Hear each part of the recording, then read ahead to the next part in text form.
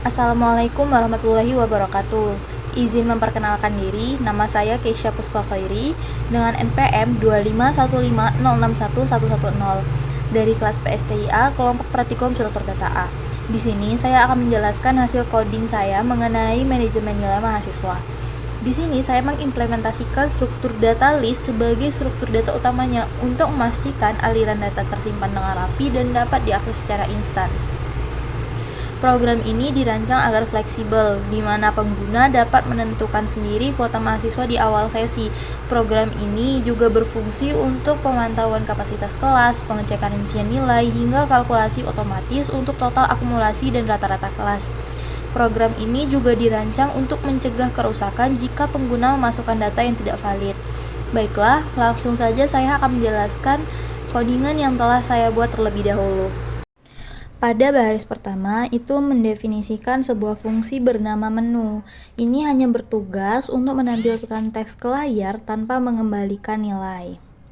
Lalu pada baris kedua hingga kelima, itu menggunakan perintah print untuk mencetak string atau teks sebagai panduan kepada user. Ini akan membantu pengguna untuk mengetahui angka mana yang harus ditekan untuk menjalankan fitur tertentu. Lalu pada baris ketujuh itu memasuki fungsi utama yaitu main. Pada baris ke-8 program mengambil input dari user. Fungsi input itu menangkap data sebagai teks karena setiap apa yang diinputkan oleh user itu akan bernilai string atau teks. Oleh karena itu kita menggunakan integer untuk mengubahnya menjadi angka atau bilangan bulat agar bisa digunakan untuk menentukan ukuran list. Pada baris ke-9 ini menggunakan inisialisasi list.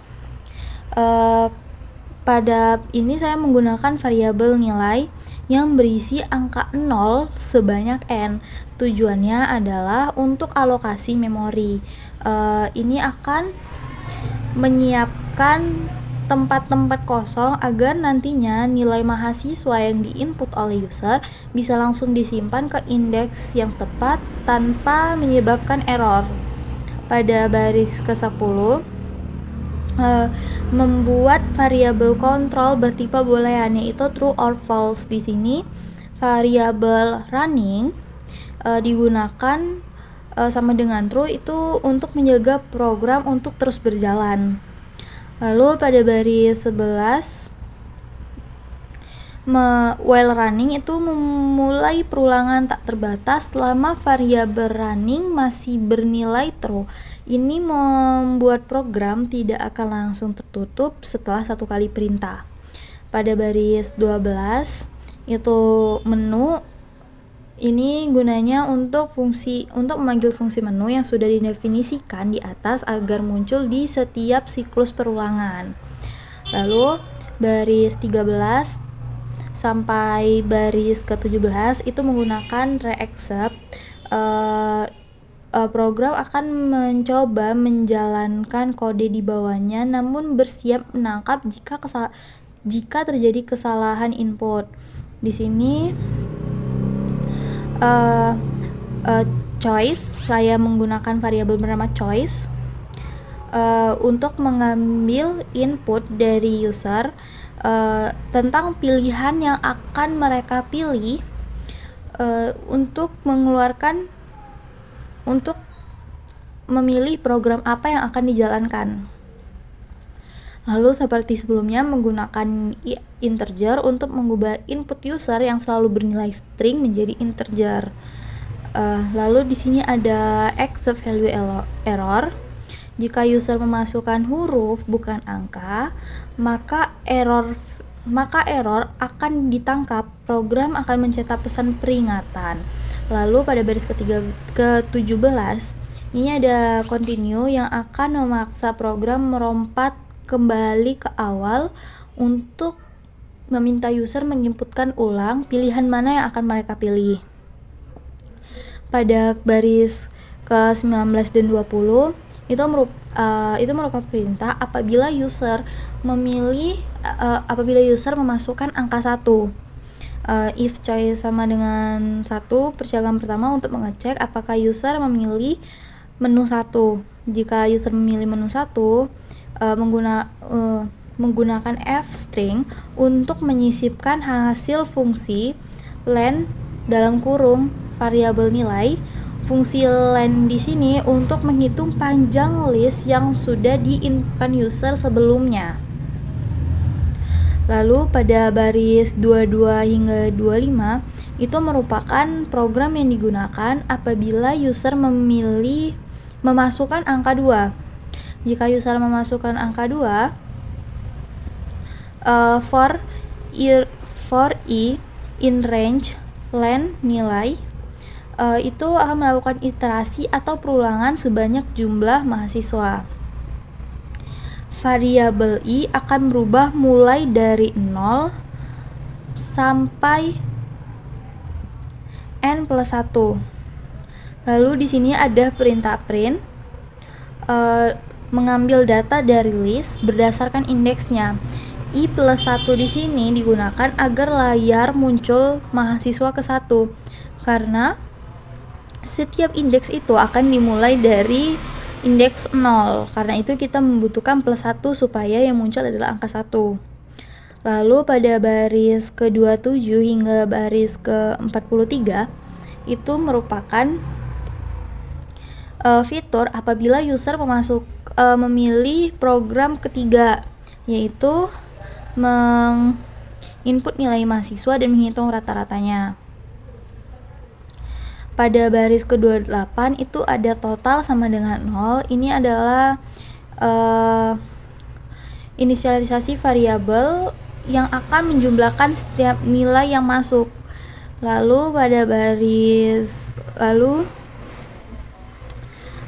baris ke-30 for i in range itu meminta perulangan untuk mengisi satu persatu slot di list nilai dengan banyak sesuai dengan jumlah yang sudah dimasukkan user sebelumnya. While true, perulangan bersarang untuk memastikan input untuk satu mahasiswa benar-benar valid sebelum lanjut ke mahasiswa berikutnya. Lalu di sini pada variabel score itu kan meminta user menginput nilai mahasiswa. Dan saya di sini mengubahnya menjadi float supaya nilai yang dimasukkan bisa berupa desimal. Lalu pada baris 34 sampai 36 ini jika skor lebih besar sama dengan 0 dan lebih kecil sama dengan 100, itu akan menghasilkan validasi tentang nilai. Jika valid, skor disimpan ke list pada indeks i dan ditambahkan ke variabel total. Pada baris ke-37 sampai 39 else apabila user memasukkan selain angka 0 sampai 100, tampilan pesan nilai tidak valid akan muncul dan fungsi continue di sini untuk meminta user menginput ulang nilai mahasiswa yang sama. Pada baris ke-40 menggunakan break itu gunanya untuk keluar dari kondisi while true setelah satu mahasiswa berhasil diinput dengan benar lalu lanjut ke mahasiswa berikutnya.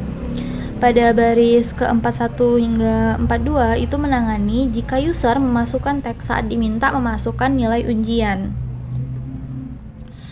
Pada baris ke-44 menggunakan variabel rata-rata untuk menghitung rata-rata mahasiswa yang sudah diinputkan oleh user.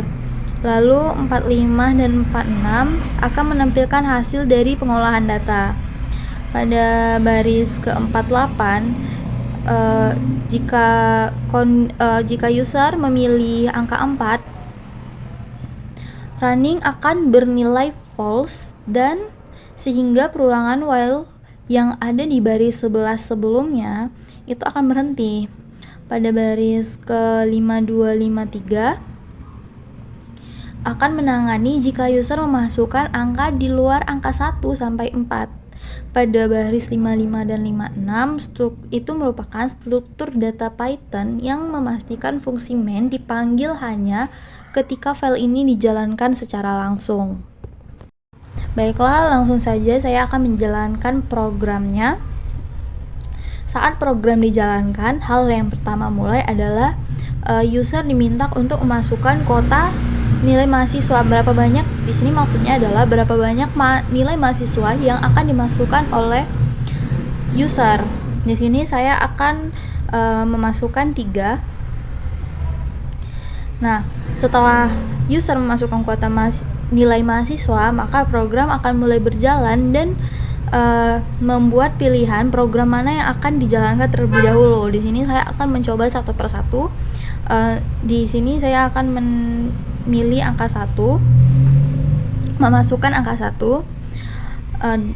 Lalu di sini ada jumlah kuota mahasiswa adalah 3 orang, sesuai dengan input yang telah saya masukkan di awal tadi. Lalu saya akan memasukkan angka 2. Nah, di sini mahasiswa ke-1, mahasiswa kedua, dan mahasiswa ketiga itu masih 0 karena belum ada input dari user. Lalu saya akan masukkan 3. Nah, di sini user mulai diminta untuk menginputkan nilai mahasiswa. Nilai mahasiswa ke-1 misal 90. Mahasiswa kedua misal saya salah menginputkan yaitu 110. Nah, di sini program akan mengeluarkan peringatan bahwa nilai tidak valid dan meminta user untuk mengulang mengisi nilai mahasiswa kedua. Di sini saya akan kembali memasukkan nilai 100. Pada mahasiswa ketiga memasukkan nilai 97. Lalu saya tekan enter. Setelah semua nilai mahasiswa dimasukkan, lalu di sini akan muncul total nilai mahasiswa. Lalu ada rata-rata nilai mahasiswa. Lalu saya akan mencoba kembali program kedua. Saya akan masukkan kembali angka 2. Nah, di sini daftar nilai mahasiswa ini sudah dimasukkan seperti yang tadi. Mahasiswa ke-1 nilai 90, mahasiswa kedua 100, dan mahasiswa ketiga itu 97. Nah, setelah semua itu kita bisa memasukkan angka 4 dan program selesai. Sekian penjelasan dari saya. Wassalamualaikum warahmatullahi wabarakatuh.